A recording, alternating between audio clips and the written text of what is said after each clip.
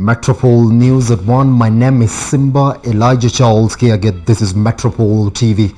Let's get straight into the news. The Export Promotion Council held the inaugural Kenya Exporter of the Year Awards last night in Nairobi. The event, which was graced by Deputy President William Ruto and Trade Cabinet Secretary Peter Munya, sought to recognize firms that are making a major contribution to the growth of Kenya's export trade. The overall winner at the awards was James Finlay Kenya Limited, which is a major player in the tea industry. It was followed by Molo River Roses and Chai Trading Company. The Lifetime Achievement Award went to the British American Tobacco Kenya.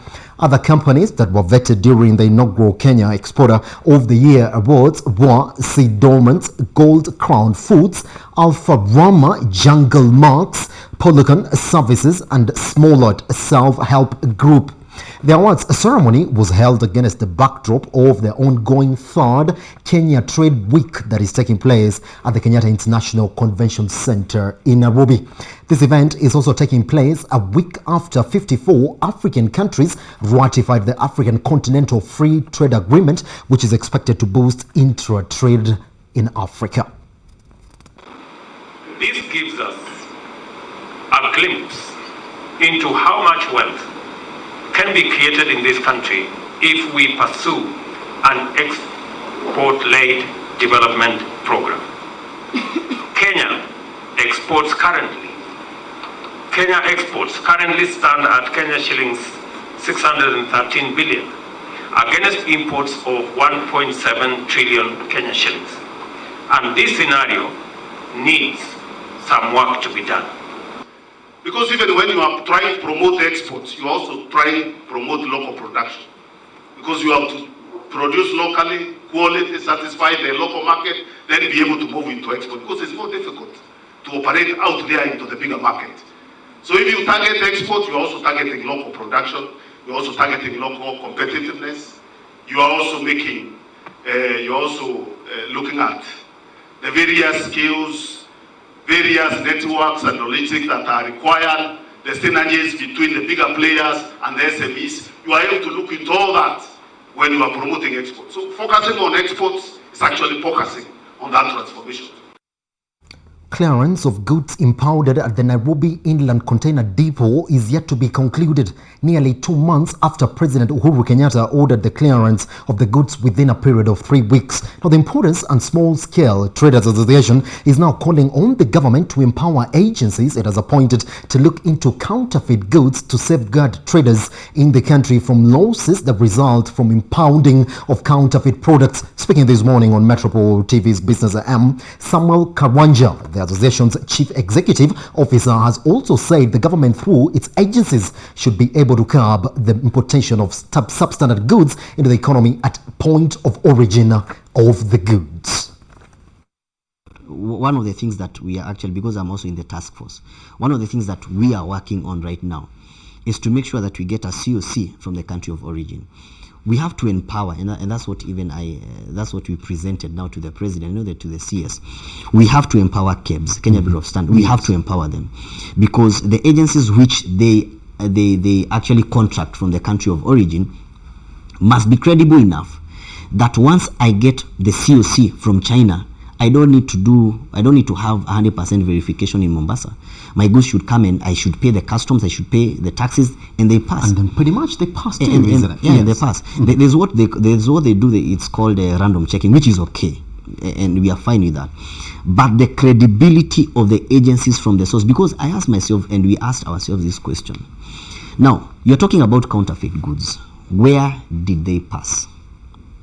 We have, on the port of entries in this country, we have government agencies and we have government officers. So the officials are there. The eyes of the government are there. They're pretty much there, isn't They're it? there. Yes. So when you come and say ideally, and even from the point of origin, isn't it? Because from the point of origin, we have agencies that are also given this mandate who are working first inspect. Exactly, who are working on behalf transporting in the streets, isn't it? Yes. We're working on behalf of the government agencies, because once you get a COC even in China, it has a logo of KEBS. Yes. That means that the government, the goods that are in that container, yes, have been verified and checked, approved, yes, by, and this is quote, the Kenyan government isn't it? Before they come into the country. Very true. Yes. But when it comes here, you see, let me tell you, my brother, when it comes here, I don't see the reason why you should say that my goods are counterfeit. Yet they pass through your officers. Meanwhile, Kenya and Singapore have signed a memorandum of understanding that will see both countries cooperate in the field of financial technologies and innovations. The agreement was signed yesterday by the Governor of the Central Bank of Kenya, Dr. Patrick Njoroge, and his Singaporean counterpart. Now, the signing ceremony was witnessed by President Uhuru Kenyatta, who officially opened the Afro-Asian FinTech Festival yesterday evening. The idea here is to collaborate, to talk to each other, so that there can be a good sort of mix of conversations, ideas, and that will lead to improvements in the area of fintech. Of course, you have investors, you have academicians, you have policy makers, so it's a pretty good mix of people to collaborate with. Our intention is that we'll get the ball rolling with this particular festival, and in future years it will grow to something even bigger. In governance, the use of technology and new ways to gather, store, interpret, and disseminate information has provided new and exciting frontiers in the delivery of public goods and services. Financial technology, in particular, presents an opportunity for deepening of trade and investment links across the globe, as evidenced by this forum, which seeks to strengthen and expand the millennia of economic and social links between our two great continents by building a digital bridge between Africa and Asia. Metropol News at 1. Now, power plant commissioning tests have resumed at Kengen's All Carrier 5 power plant after the process was suspended briefly following an incident last Friday that occurred at the construction site over the weekend. The incident led to injury of 10 workers. 9 of the injured were treated and discharged, while 1 was referred to Nairobi for further treatment. The incident occurred while the team was preparing one of the units in order to set up power from 43 megawatts to 65 megawatts. The incident occurred after operation of high-pressure safety safeguards. Now, 40 billion shillings project was officially launched by President Uhuru Kenyatta in April 2017. Upon completion of the 165 megawatts All Carrier 5 plant, Kengen's installed geothermal capacity will be 680 megawatts, tilting the company's scale to about 1,790 megawatts. Moving on, the Kenyan shilling was weakened further against the US dollar on the back of excess liquidity in the local money markets. According to Reuters, traders are now quoting the shilling at 103 shillings, buying 103 shillings and 20 cents selling per dollar. Let's take a look at today's indicative exchange rates for selected currencies.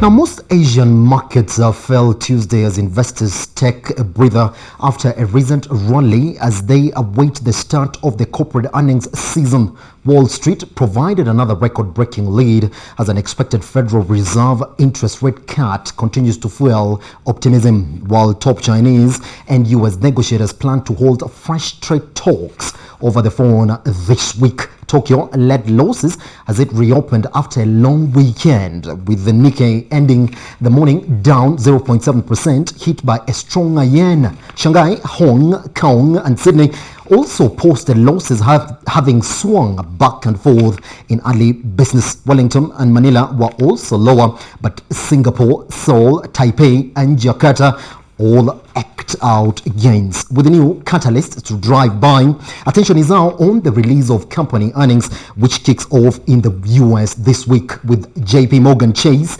Netflix and Johnson & Johnson among the star names reporting. However, profits are expected to be down from last year, dragged by a global slowdown, weak demand in China, the trade war and relatively strong US dollar. US Treasury Secretary Steven Mnuchin said Monday that top US and Chinese trade negotiators are due to speak by telephone in the coming days, but no face-to-face talks have been scheduled yet. Now, dealers are also keeping an eye on Beijing to see if it unveils any economic stimulus, as data on Monday showed second quarter growth at its weakest pace for almost 3 decades. Malaysia is set to lodge a complaint with the World Trade Organization by November over the European Union's plan to phase out the use of palm oil in biofuels. Now, this was said by the minister in charge of edible vegetable oil, Teresa Kauk. She said the Attorney General's office was working on the complaint of Malaysia, hoped to cooperate with Indonesia in the case. Now, palm oil is a major ingredient in a wide range of products from food to cosmetics, but it has long been controversial as environmentalists say it drives deforestation, with huge swaths of rainforest logged in recent decades to make way for plantations. The Southeast Asia country is the world's second biggest palm oil producer after Indonesia and would be hit hard by the EU's plan to cut its use in biofuels by 2030. Its use in food and cosmetics has already dropped in Europe, partly due to pressure from green crops on major corporations, but has been increasing in biofuels. In March, Prime Minister Mahathir Mohamad slammed the EU move to curb palm oil in biofuels, saying it risks opening up a trade war with Malaysia. He has also warned of retaliation by buying new fighter jets from China instead of France's Rafale jet or the Eurofighter Typhoon. Now, last week, Indonesian President Joko Widodo promised to fight the EU's plans, telling Bloomberg News that palm oil is a strategic commodity for Indonesia.